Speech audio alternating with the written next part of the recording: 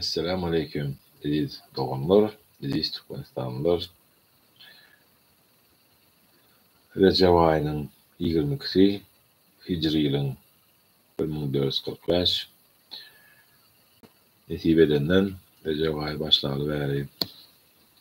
O Hac süresine okuduk, 20 süresini okuduk. Bugün hem nesip olsa 23. süre Müminun ve Nur süresinden devam ediyoruz. Hoş geldiniz bu arada dinleyenlerimiz. Müminun süresi Mekke'de inen sürelerden olup 118 ayetten varettir. Sürede müminlerin ahlak görülgeleri ve olara ahiretteki verilecek nıgmatları barada görürün gozolyandığı için bu ad verildir. Rahman ve Rahim bolan Allah'ın adı bilen. Bismillahirrahmanirrahim. Aşaktaki vasıtları özlerine cemleyen müminler bahtiyarlığa yetip halas olurlar.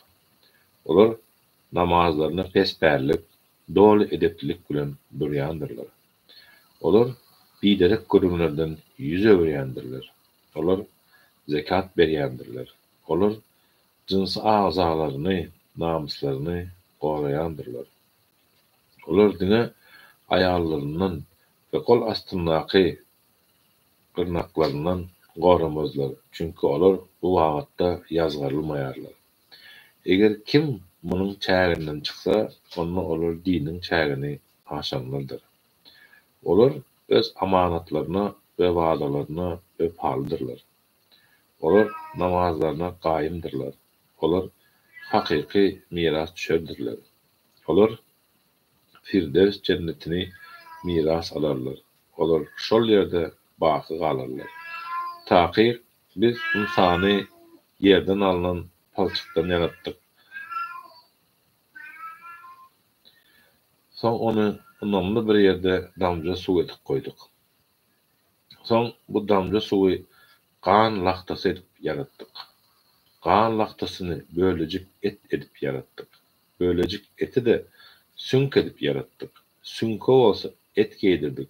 Soň hem onu başga bir yaradylan adam görnüşinde yaratdyk. Yaradyjylaryň iň haýyrlysy bolan Allah bilen beýikdir. Soň siz munyň izinden ýaşanyňyzdan soň elbetde ölersiňiz. Soň hem siz kıyamet günü täzeden dirildilersiniz. Biz taky sizin üstüňizde 7 gat asmany yaratdyk. Biz ýerden zatlarymyzdan gapyl däldiris. Biz asmandan bir muktar suw indirdik we ony zemin içine yerleştirdik. Bizim şol suwy düýbünden ýok etmäge de güýjümiz ýetýändir. Biz şol suwun üstü bilen sizin üçin hurma we üzüm bakçalaryny öretdik. Sizin iýbeňiz üçin bu bakçalarda köp miweler bardyr. Ýöne şol suwun üstü bilen Sina dağından çykýan bir agaç, zeytun agacy öretdik. Bu agaçdan ýağ alınýar hem de iýýänler tarapyndan eline, yüzüne, endamyna çalynmak üçin ulanylýar. Elbetde haýwanlar da sizin üçin ibratlar bardyr. Biz size olaryň garynlaryndaky zatlardan süýtden içirýäris. Başga da olarda sizin üçin ençeme bähbitler bar we olaryň içinden sizin iýýänleriňiz hem bar. Siz haýwanlaryň, şeýle hem gämileriň üstünde äkidilýärsiňiz. Biz Nuh aleyhissalamy öz kowmuna iwretdik. Ol: "Ey kowmum, Allah'a gulluk ibadet edin. Sizin üçin ondan başga huda ýokdur. Ona garşy gelmekden gorkmaýarsynızmy?" diýdi. Kowmunyň içinden inkar edenleriň topary: "Bu adam Nuh aleyhissalam sizden has ýokary bolmak isleýän özüňiz ýaly adamdan başga zat däldir. Eger Allah ilçi bermek islesedi, perişteleri iwerirdi. Biz şeýle zady öňki ata-babalarymyzdan hiç eşitmendik. Bu akylyny ýitiren bir dälidir. Belli bir wagt içinde muňa göz gulak bolun" diýdiler. Nuh aleyhissalam: "Ey Perwerdigarim, men o arada aýdylan ýalan zatlar sebäpli maňa ýardam ber" diýdi. Soň ona "Biziň gözekçiligimiziň we wahymyzyň esasyny bir gäme ýasa buyrugymyz gelip tamdyr gaýnamaga, suw çykmaga başlanyna her zattan cüvüt-cüvütten al ve maşgalan hem alıp geminin içine gir. Ýöne maşgalan içinden olar barada öňden azap hükmü berenleri gäme salma ve zynhar zalymlar barada maňa hiç zat diýme.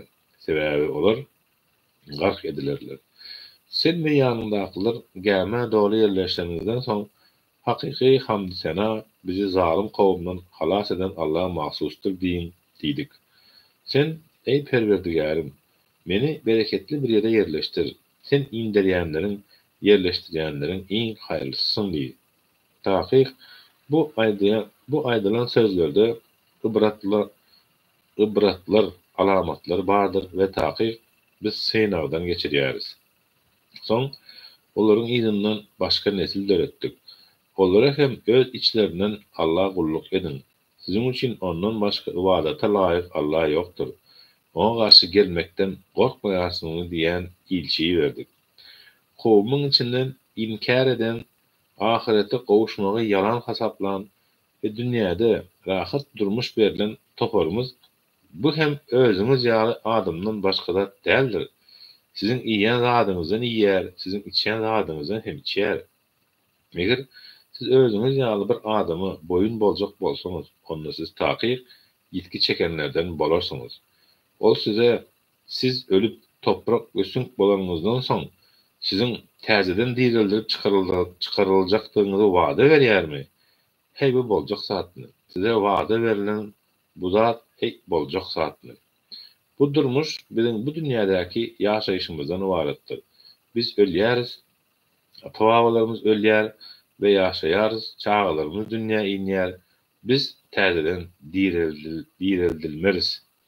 Ol Allah yalan töhmet atan adamdan başga zat däldir ve biz ona inanýan däldiris diýdiler.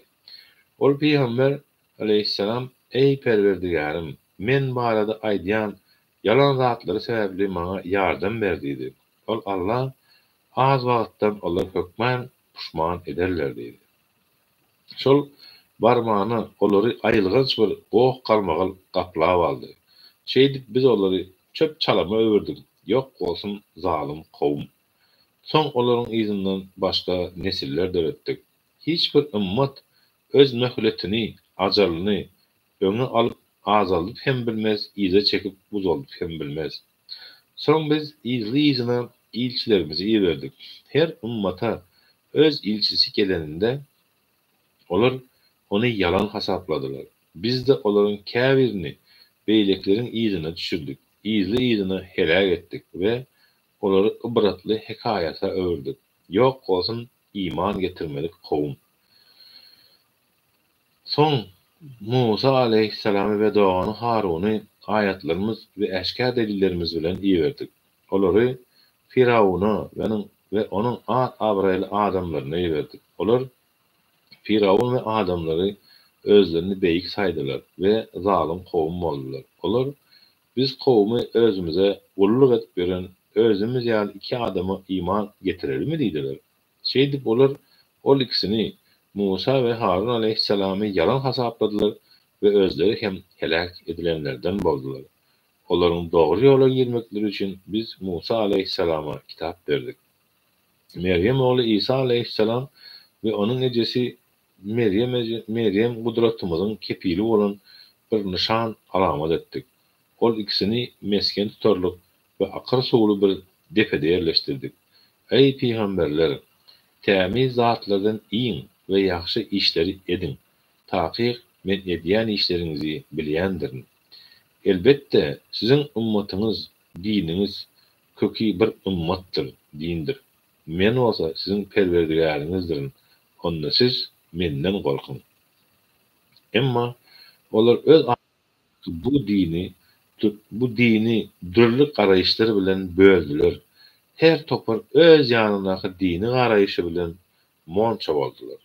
Ey Muhammed aleyhissalatu vesselam, sen olary belli bir wagtda çelli öz gapylyklary bilen goý. Ýa-da olar biziň olary beren mal mülkimiz we peznetlerimiz sebäpli olary peýda bermek üçin tagalla edýändir diýip pikir edýärlermi? Ýok. Olar bu zatlara göz ýetirip bilmeýärler.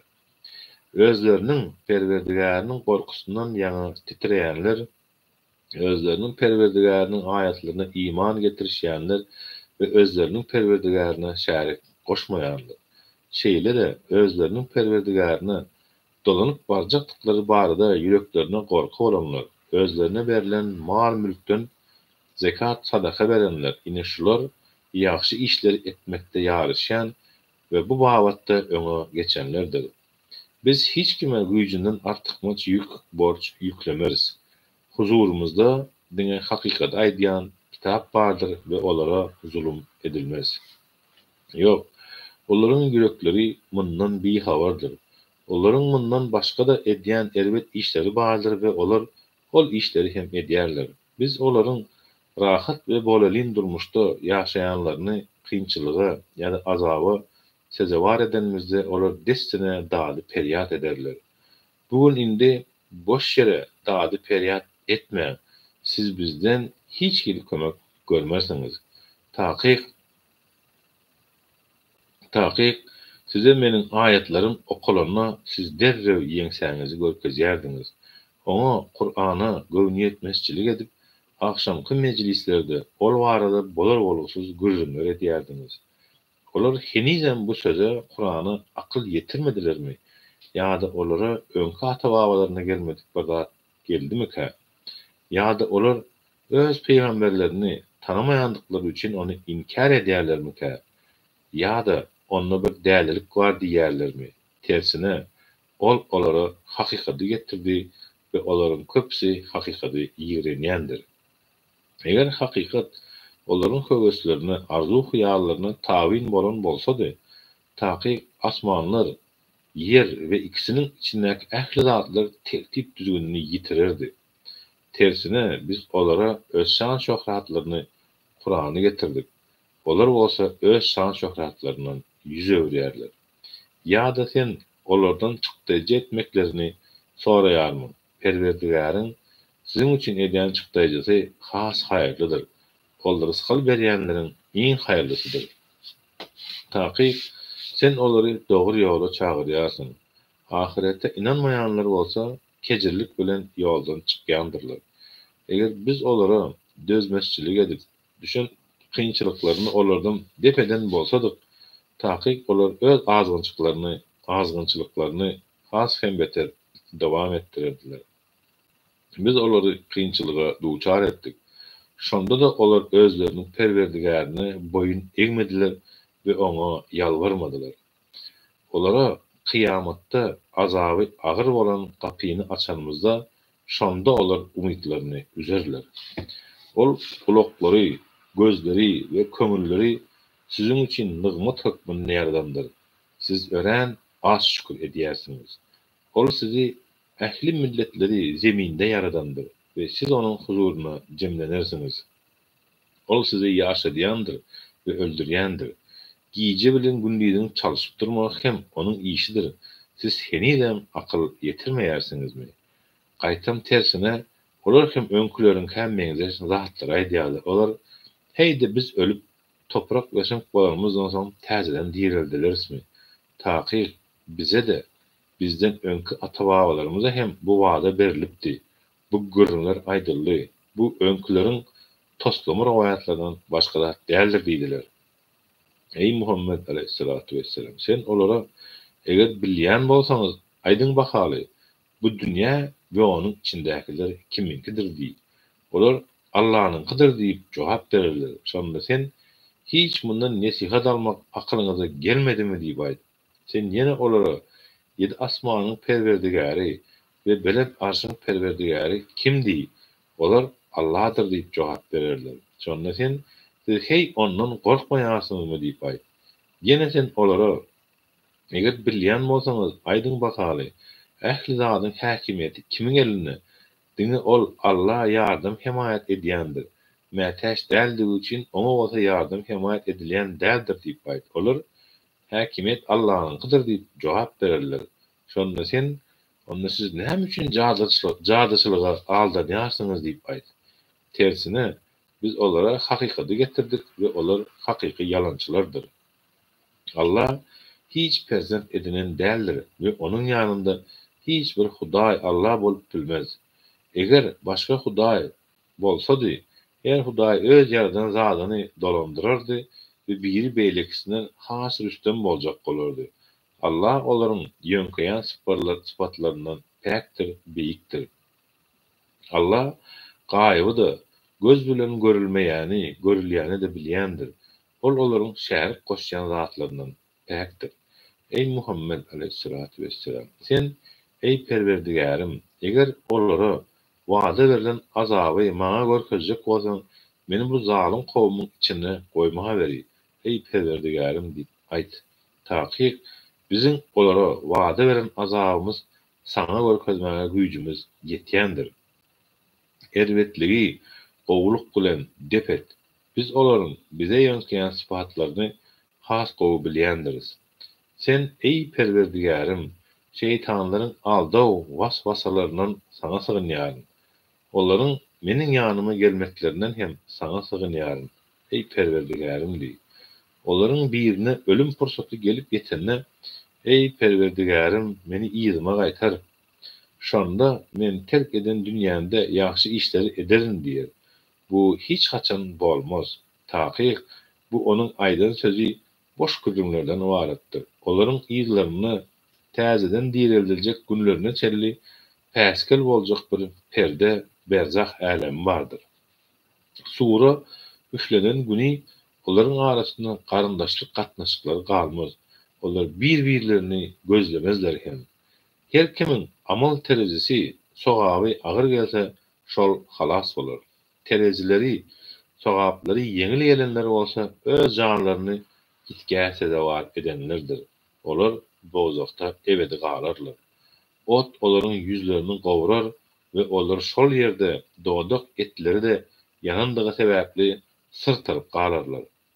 Ayatlaryň okulyp durka olary yalan hasaplayan siz dälmidiňiz? Sonra hälimiz bizden üstün çykdy we biz ýoldan çykan kowum bolduk. Perwerdigarimiz bizi bu ýerden dowdakdan çykar. Eger ýene-de dinsizlige öwürlüp barsak, onda biz taýyk özüňize zulüm edenlerden bolarys diýerler. Ol Allah bolsa meniň bilen gepleşjek bolmagyny maskara bolup duruň. Kullaryň içinden bir topar, ey Perwerdigarimiz, biz iman getirdik, bizi bağışla ve bize merhemet et. Sen merhemet edenlerin iň haýrlysysyň diýipdiler. Siz olary ýaňsa alýardyňyz. Hatda ýaňsa almagyňyz size meni ýatlamagy hem unutturdy. Siz olaryň üstünden gülýärdiňiz. Bugün bolsa men olary eden sawurlary sebäpli sylagyladym. Taýyk olar maksada baxtiýarlyga ýetenlerdir diýer. Ol Allah ýyl hasabyndan ýeriň ýüzünde näçe wagtda galdyňyz diýer. Olar bolsa bir gün ýa-da ýarym gün galdyk wagty hasaplayjylardan sonra diýerler. Ol bolsa siz dünýäde ören az wagt galdyňyz. Käşke muny bilsediňiz. Siz özüňizi boş ýere ýaradylyp bize gaýdyp gelmez öýtdiňizmi diýer. Hakyky hökümdar bolan Allah ören beýikdir. Özünden başga ibadata laýyk Hudaý Allah ýokdur. Ol beýik arşyň perwerdigäridir. Kim hiç bir delil bolmazdan Allah'dan başga bir Hudaýy çağırsa, onun hasaby dine perwerdigäriniň huzurundadyr. Kapyrlar hiç haçan üstünlüge ýetmezler. Ey Muhammed aleyhissalatu vesselam, sen ey Perwerdigarim, meni bağışla ve maňa merhemet et. Sen merhemetlileriň iň haýrlysysyň diýip aýt. Sadakallahul azim. Elhamdülillahi rabbil alamin ve Nur suresine geçýär.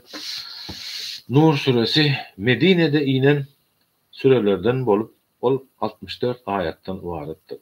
Sürede namusly ayarlara töhmet atmagyň jazasy, gıýbatyň ýazgarylmagy, bir öýe baranyňda saklanylmaly edepler, jemgyýetçilik gatnaşyklary ýaly meseleler barada gürrüň gozulýar. Sürenin ady 35-nji we 40-njy ayatlarda agzalýan Allahyň nuru düşünjesinden alınandyr. Rahman ve Rahim bolan Allahyň ady bilen. Bu biziň iňderen we hükümlerini farz eden süremizdir. Siz öğüt alırsınız deyip biz bu sürenin içinde eşkar ayatları indirdik. Zina, binikah gatnaşyk eden ayalyň we erkegiň her haýsyna 100 gamçy urun. Eger Allah we ahiret gününe inanýan bolsaňyz, Allahyň goýan kanunlaryny berja etmekde dözmezçilik etme. Möminlerden bir topar hem olaryň zinakar erkegiň we ayalyň ikisine verilen cezany gözleri bilen görsünler. Zina eden erkek dine zina eden ýa-da Allah şärik goşan ayala öýlenip biler. Zina eden ayal hem dine zina eden ýa-da Allah şärik goşan erkege durmuşa çykyp biler. Bu zinakar bilen durmuş kurmak möminlere haram edilendir. Namusly ayallara zina günäsi bilen töhmet atyp, soň hem 4 şaýat getirmediklere 80 gamçy urun we olaryň saýatlyklaryny hiç haçan kabul etmän. Olar pasyk kişilerdir. Meger mundan soň toba edip düzelenler muňa değişil däldir. Çünki Allah bağışlaýjydyr, rahim şefaatlidir. Ayarlaryna zina ýönkäp, muňa özlerinden başga şaýatlary bolmadyklar taky özüniň dogry aýdýandygy barada 4 gezek Allahyň adyndan kasam edip şaýatlyk etmelidir. 5-nji gedek ne bolsa, eger ýalan sözleýän bolsa, Allahyň näretiniň özüne siňmegini dilemelidir. Ayaldan azaby aýyrjak zat bolsa, onuň adamsynyň yalan sözleýändigine 4 gerek Allahyň adyndan kasam edip güwälik etmelidir.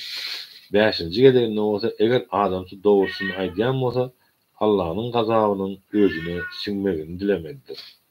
Eger size Allahyň ýagşylygy we merhemeti bolmadyk bolsady, ol towgalary kabul edýän we hikmet eýesi bolmadyk bolsady, gör näme ederdiňiz. Bu töhmeti toslanlar elbetde öz içiňizden bir topardyr. Siz muny şer hasaplama, tersine o sizin üçin haýyrdyr. Olaryň içinden her haýsyna öz eden günäsiniň jezasy beriler. Olardan bu günäniň has ulusy ýüklenene bolsa, uly bir azap bardyr. Düşündirişi. Bu we menden soňky 3 ayat Hazreti Aýşe radiyallahu anha atylan töhmetin ýalandygyny suwd etmek üçin inipdir. Käşke bu habary eşideningizde mömin erkekler we ayallar öz ýanlaryna ýaxşy pikirde bolup bu äşkär töhmetdir diýsediler. Käşke olar Hazreti Aýşe töhmet atanlar bu waka 4 şaýat getirsediler. Eger şaýatlary getirip bilmedik bolsalar, onda olar Allahyň ýanynda ýalançylardyr.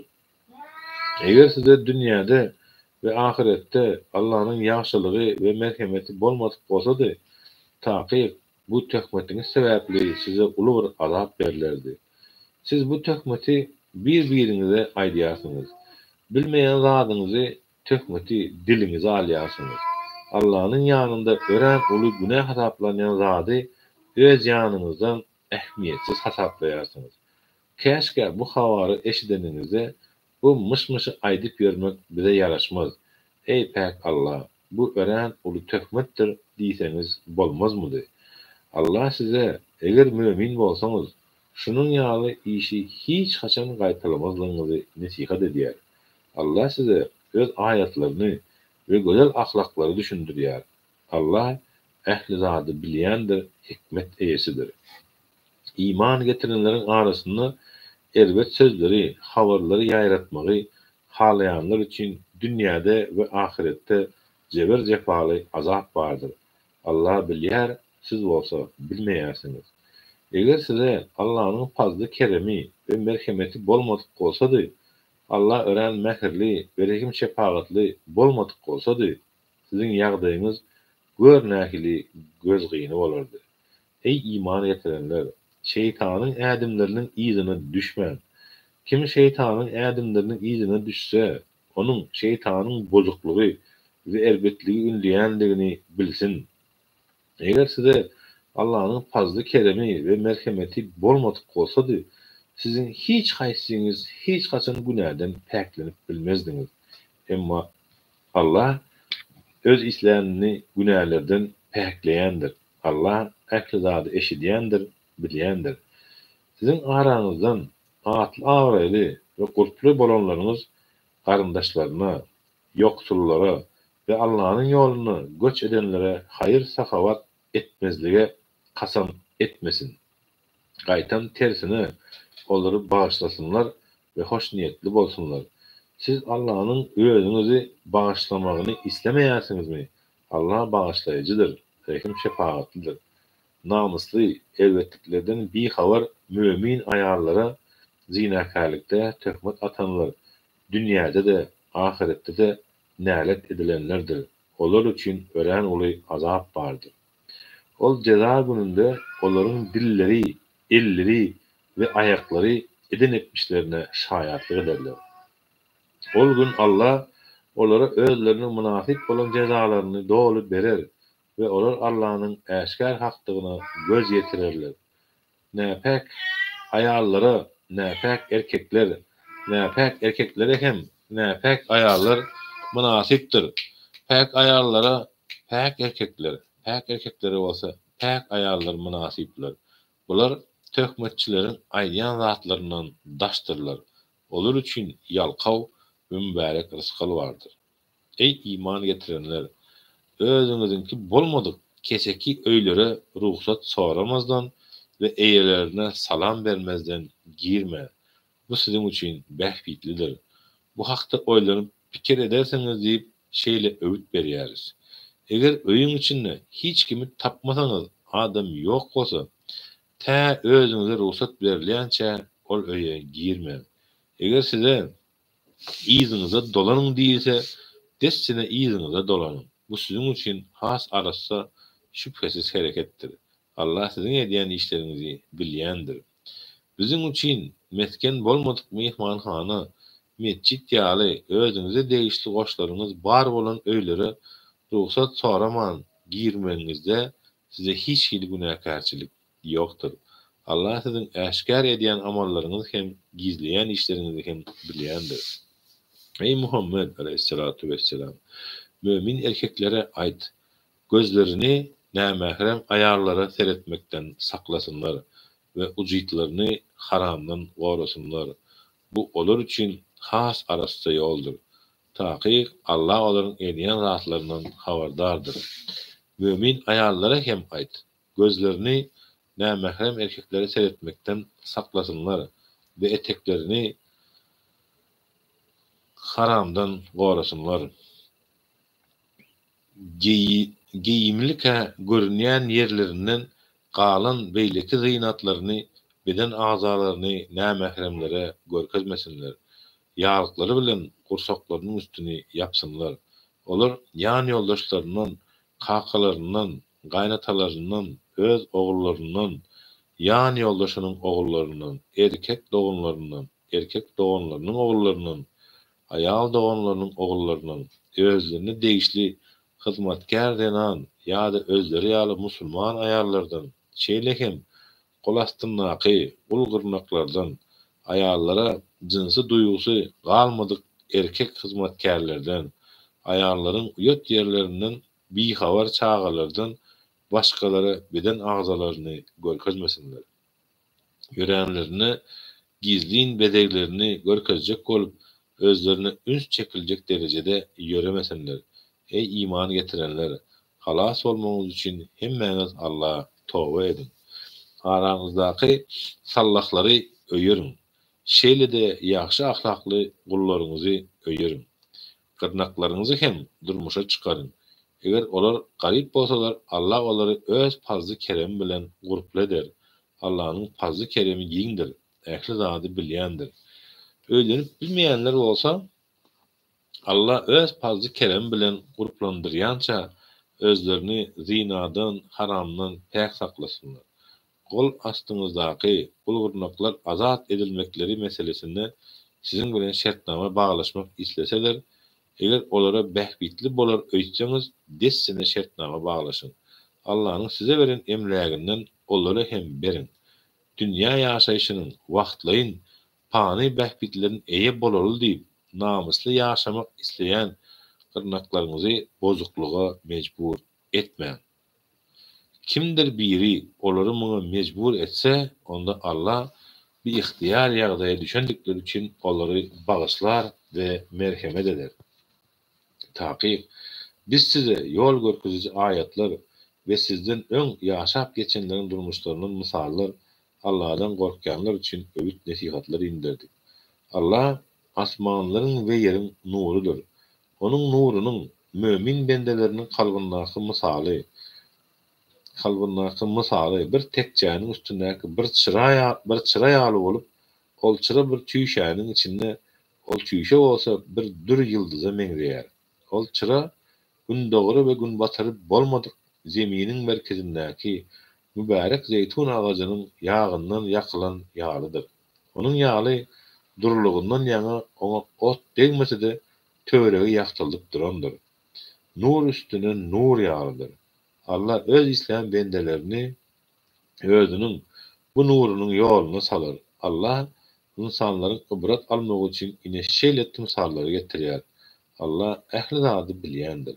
Bu çıra Allah'ın beýgelmegine hem de içinde öz adynyň agzalmagyna ruhsat eden öýlerindedir, mescitlerdedir. Şol öýleriň içinde insanlar ertir akşam onu tesbih ederler. Olar sevda satygyň özlerini Allah'ını ýatlamaga, namazy berja etmäge we zekat bermäge päsgel bermeýän, ýürekleriň we gözleriň agyp dönüp durjak gününden gorkýan adamlardyr. Allah olary eden işleriniň iň gowusy bilen syýlaglar we öz fazly kereminden olara artykmaz şem berer. Allah islanyna hasapsyz rızkal berer. İnkar edenleriň amallary bolsa sahradaky salgyma meňzer.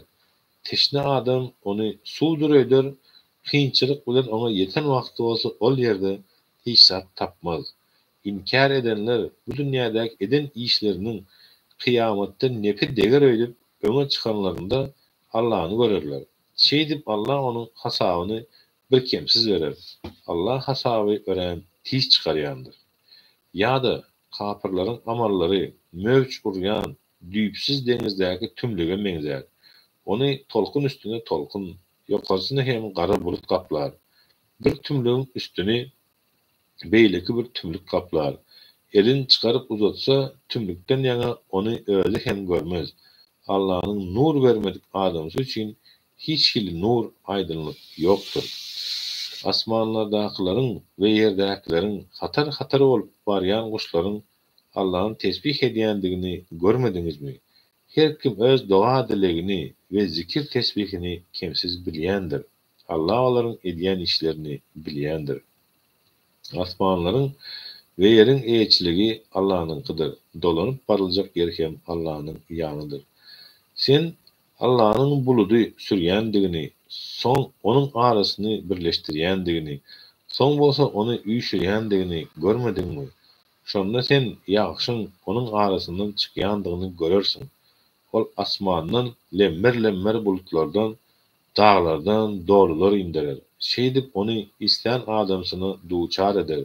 İsleýän adamsyndan bolsa soga salar. Ýyldyrmynyň ýalpyldyzy hem göýe gözleri kör eder. Allah giýje bilen gündüzi gezekleşdirer. Takyk muny gözleri, köňül gözleri açyk bolanlara ibratlar bardyr. Allah her bir canlary suwdan yaratdy. Olaryň içinde garny bilen süýrenýänleri, iki aýagynyň üstünde ýörýänleri, dört aýagynyň üstünde ýörýänleri hem bar. Allah isleýän zadyny yaradýar. Takyk Allah'ın ähli zada güýji ýetýändir.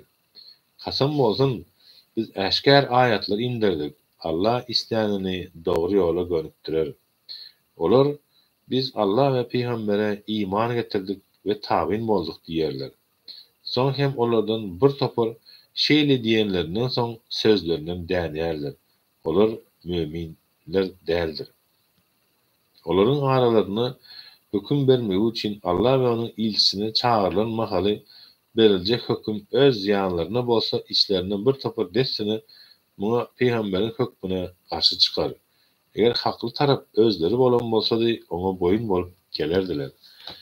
Ya bolmasa olaryň ýüreklerinde kesel barmyka? Ya güman edýärlermi?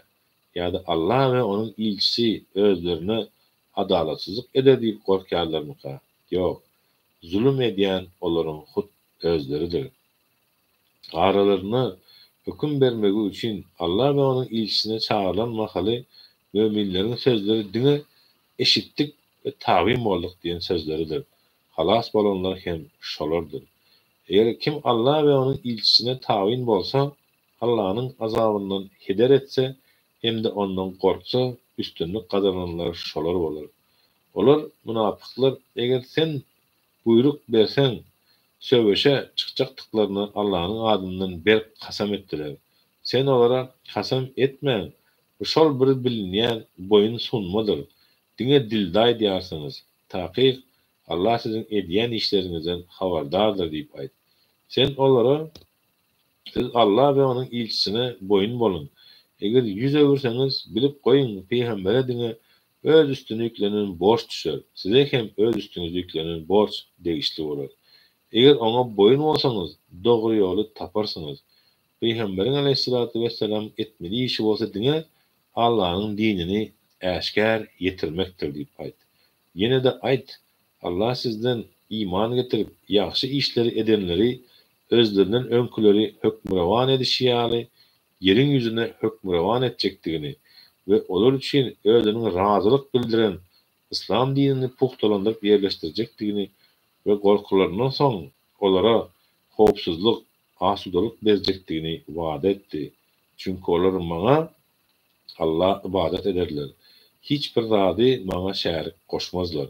Eger kim bundan beýlek hak dini inkar etse ve şol nygmatlara näşgürlik etse, bilip goýsunlar, olar azgyn adamlardyr. Özüňize merhemet edilmegi üçin namazy berja edin, zekat berin ve peýgambere boyun bolun. İnkar edenler ähli ýeriň ýüzüni boyun egdirer diýip hiç haçan pikir etme. Olaryň barjak ýeri dozakdyr. Ol ýer nähili elbetdir. Ey iman getirenler, kol astyňyzdakylar, kul gurnaklaryňyz we içiňizden heniz kämillik ýaşyna ýetmedik çağlaryňyz ertir namazyndan öň we öýlen üstki eşiklerinizi aýran wagtyňyz şeýle hem ýatsy namazyndan soň sizin huzuruňyza girmek üçin günüň dowamyny 3 gezek sizden ruhsat sorasynlar. Bu sizin ýot ýerleriňizin açyk bolýan 3 wagtyňyzdyr. Bu wagtlardan soň olaryň ruhsat soramaza size gelip gitmeklerine size de olara hem günah ýokdur. Bir-biriňizge baryp bilersiňiz. Ine şeýdip Allah da aýatlary beýan edýär. Allah ähli zady bilýändir, hikmet eýesidir. Kämillik ýaşyna ýeten soňlar çağlar hem özlerinden öňküleriniň, ulularyň ruhsat soraýşlary ýaly girenlerinde ruhsat sorasynlar. Şeýdip Allah size aýatlary beýan edýär. Allah ähli zady bilýändir, hikmet eýesidir. Durmuş gurmakdan umydyny üzen, göründen we perzent dogurmakdan galan garry ayarlara, zinatlaryny, beden agzalaryny görkezmezden käbir geyimlerini ayırmaklarında günah ýokdur. Asylly, dolu suratda giyinen bolmakları özleri üçin hayırlıdır. Allah ähli zady eşidýändir, bilýändir. Köre, aksaga ve hassa Allah'ın yolunda edilen söwüşlerden galsa ziyanı yoktur. Bulara başarmajak işleri yüklenmez. Başarmayandıkları için hem günahkar bolmazlar. Size hem öz öýüňizden, kakaňyzyň öýünden, ejeleriňiziň öýünden, erkek doganlaryňyzyň öýlerinden, ayal doganlaryňyzyň öýlerinden, kakaňyzyň doganlaryňyzyň öýlerinden, ejekeleriňiziň öýünden, daýlaryňyzyň öýünden, daýjalaryňyzyň öýünden, ýa-da açarlaryna eýçilik edýän ýerleriňizden, ýa-da dostuňyzyň öýünden nahar iýmeňizde siýan günah ýokdur. Bular bilen jemlenişip ýa-da aýry-aýry iýmeňizde günah ýokdur. Öýlere gireňizde özüňize, bir-biriňize Allah'ın tarapyndan mübarek we çyn ýürek bilen salam berin. Allah sizin akyl ýetirmeňiz üçin aýatlary, hökümleri size şeýle ma'lum edýär. Elbette möminler diňe Allah ve onuň ilçisine iman getirenlerdir. Olar Peygamber aleyhisselam bilen cemleşip bir iş edýärkeler ruhsat almazdan onu taşlap gitmezler. Tahqiq senden ruhsat sorayanlar Allah ve onun ilçisine iman getirenlerdir. Olar käbir işler için senden ruhsat sorasalar, onlardan isyanına ruhsat ver ve Allah'ın onları bağışlamagyny dile. Tahqiq Allah bağışlayıcıdır, rahim şefaatlidir. Siz Peygambere öz aranızda birbirinize yüzlenişiniz ýaly yüzlenmän.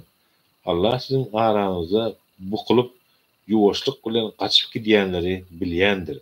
Onun Peygamberin aleyhissalatu vesselam emrine karşı gelýänler öz başlaryna bir belanyň ýa-da jepir jepaly azabyň gelmeginden gorksunlar. Asmanlardaky ve yerdäki zatlar Allah'nynkydyr. Ol sizin barýan ýoluňuzy takyk bilýändir.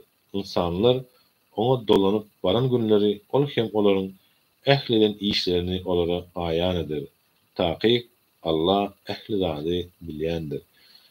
Sadakallahul azim. Subhane rabbike rabbil izzati amma yasifun. Selamun alel murselin velhamdülillahi rabbil alamin. Allahümme inne eselike imanen daima ve eselike kalben haşi ve eselike men nafi ve eselike kına sadık ve eselike kayyem ve eselike afiyetin ve külli belek ve eselike tamil afiyet ve eselike şükrü ve eselike unayın nas. Ey Allah'ım ya Rabbim, Allah'ım eşkili zalimini biz zalimin ve ekrini benim salimin. Halkımız hakkında, ümmeti Muhammed hakkında, Türkmenistan'ın halk hakkında, kalbimize kuvvetli iman verin, dini imanımıza getir, ağzı birlik, cevislik, birlik, beraberlik ve aramızda düşmansızlıktan girenler aramızdan ayrılmasına, halk kolup birlikte zalime karşı görüşmekte, dünyadan hem zulmü yok etmekte, başlamakta, neyseyle, ağaman maşkalarımıza, bala çağalarımıza, yakinlerimize kavuşup, yurdumuzu güllâ vestirmek, zalimden ayırmamıza miyessereyle, Allah'ım ya Rabbim, Allah'a ekber. Sağ olun izleyiciler. Şu bir vaktim özümne TikTok'ta da efir alıp barýaryn. Eger isleseňiz YouTube'u öçürjek. Şu an ýene-de nesip bolsa görüşýäs. Allah nesip etse ertir. Sizin bilen Kur'an-ı Kerim'in Furkan suresini ve Şugara suresini okarys nesip bolsa 25. ve 26. sureleri o taýdan hem Allah Taala'nın bize nasihatlarını eşitip öğreniriz. Allah'a emanet olun. Özümüze kavuşalım.